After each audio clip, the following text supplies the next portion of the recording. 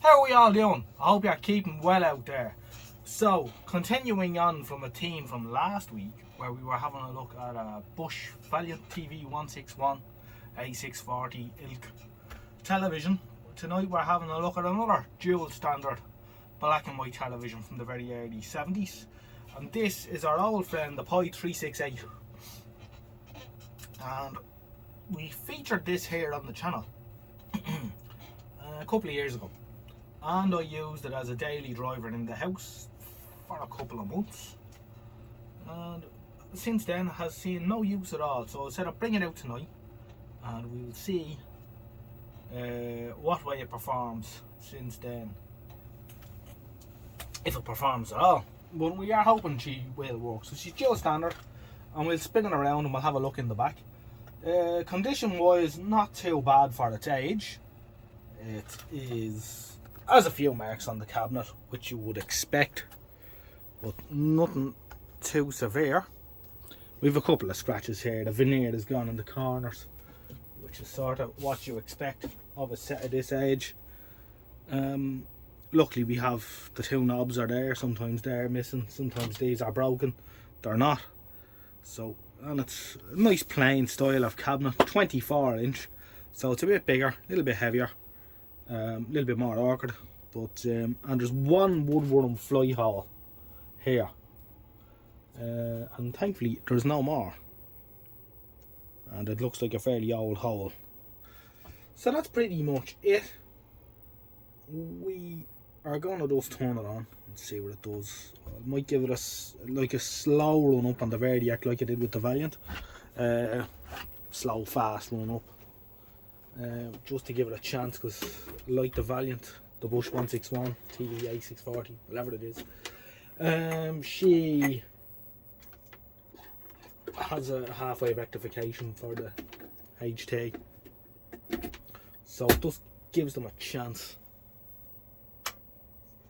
So we'll switch on. Well, that's 0 volts, so we'll just wind her up. 10, 20, 30, 40, 50, 60. I think it just hitting the main smoothing block with that bang of electricity doesn't do them any good. So, but this seems to do the trick. You don't have to go into a full reforming process. It's not out of service that long. 60, 90, 100. Wouldn't be expecting to hear any action until we sort of hit around 180 volts or so.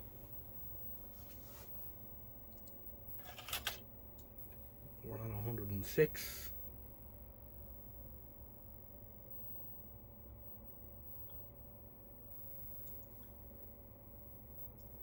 We're on 140.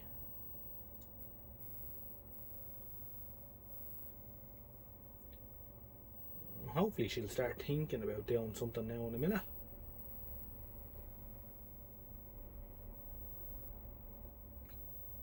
It's a nice old set, this. I never did much in the way of repairs though. I seem to remember the frame. Like the A640, the frame was maxed out. I can hear a little bit of snow. We can hear the sound coming up yet. At 173 volts. She's just starting to come into her own.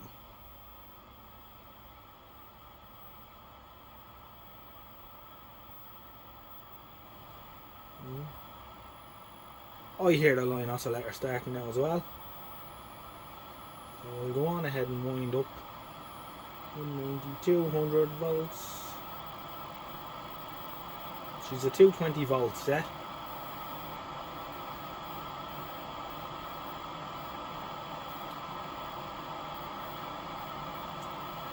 We're at about 215, so that should do it.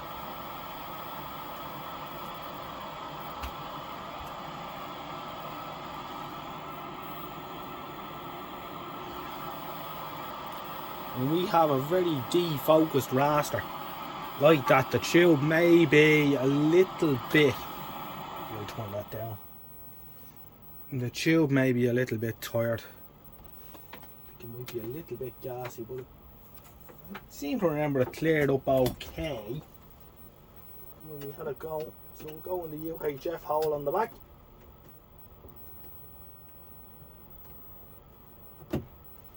Alright.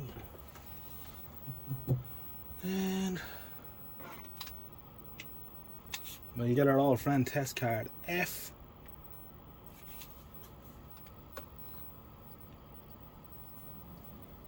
And then we'll look for it. I don't know where it is. Here. It's 405.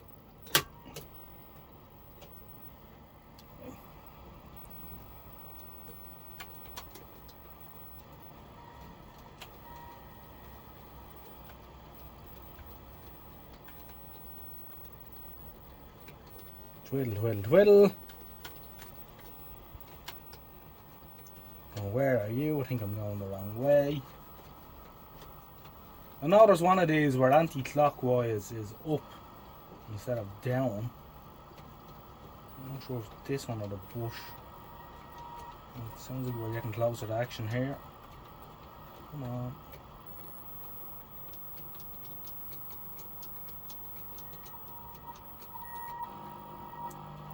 Come on.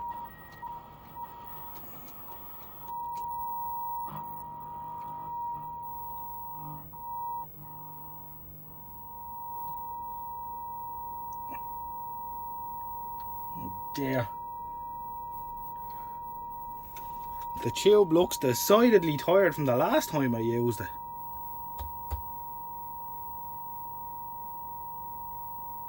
Don't seem to remember it being quite that bad. Right, I'll tell you what I'll do. I'm going to leave it running for a few minutes and we'll see if we can notice any difference. So I'm going to pause the video here and we'll give it 5 or 10 minutes and see does the emission come up a little bit.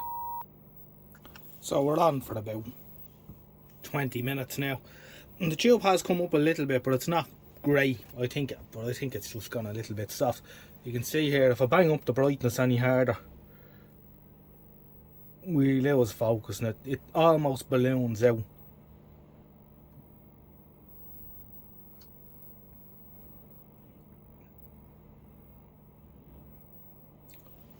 Well, if we keep the brightness down, definition is very reasonable indeed. I would be very hesitant to do anything with it regards to trying to rejuvenate it or anything like that. It's just not worth taking the chance if we can get a reasonable picture on it. One thing it would be interesting to have a look at though is the condition of the EHT rectifier, and it actually will give me an opportunity. I've been looking for an excuse to put this little fellow to use, so I'm going to measure the EHT on it. I'm going to have to do a few other little bits and pieces first before I get there. Back at this, we have the set running. We have the EHT meter on top of the set, and I went to the effort of putting this nice probe on. Not getting any reading on the meter. I thought maybe something's breaking down on the probe or something. Might be causing the trouble. So I just snipped the end off and bare the lid. Well, unfortunately, we can get in alright, but our needle isn't deflecting, and I've got a horrible feeling that the movement in the coil might be open circuit, which isn't good. Anyway, not to worry, it could be worse. Even still, the set is improving with use, and I think given a bit of use it might come back up again. It would have been interesting to measure the EHT voltage though, just to see what it is. See if it's changing. Now of course I could go and dig out another DY802, but exactly where I could find one of those right now this minute is anyone's guess. Anyway, an opportunity to have a look inside the set while I have the back off. And you can see it's a very clean chassis. Now I did hoover it out when I first got it, but it's very clean. It's had one previous repair down here. You can see where someone's doubled up 2 resistors and stuck them in. Other than that, it doesn't look like it's had an awful lot of work in its life. I rebuilt the smoothing block on this, and I think I made a video about that at the time. Possibly. There was one of those blue and white caps down there, which are known to go dead short at the drop of a hat, that I haven't replaced. In fact, I didn't replace a whole lot in this. I kept her pretty much original.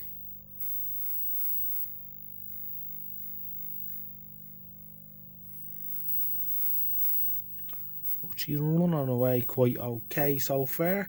The line output transformer went in this actually. That's what happened when I got it first.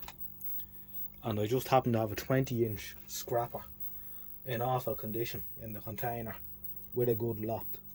So it was lucky, but the line output transformers in these are well known for going. That's only a matter of when, not if, unfortunately. But, so I'm not inclined to do a whole lot with the set. If we can turn it on now and again and demonstrate it, that's good enough. I don't think I'll ever have it as a daily driver. I wonder, can we twiddle up the height a bit? It does look quite low. I think that's the linearity control. Where is the height control? Is this the height?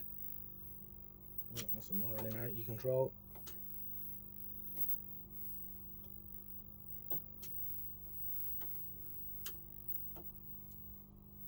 That's the width.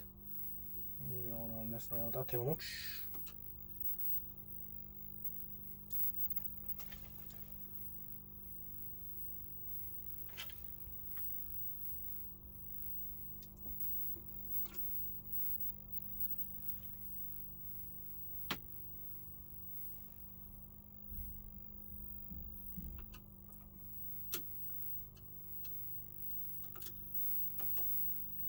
Here's the height.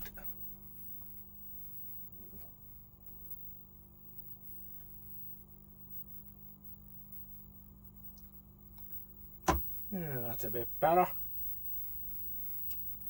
have to redo the linearity again. Of course, you can't see that. That's not very good of me, is it? Yeah, maybe you can see that picture a bit better, but it's not great. It's not a great angle, is that? However.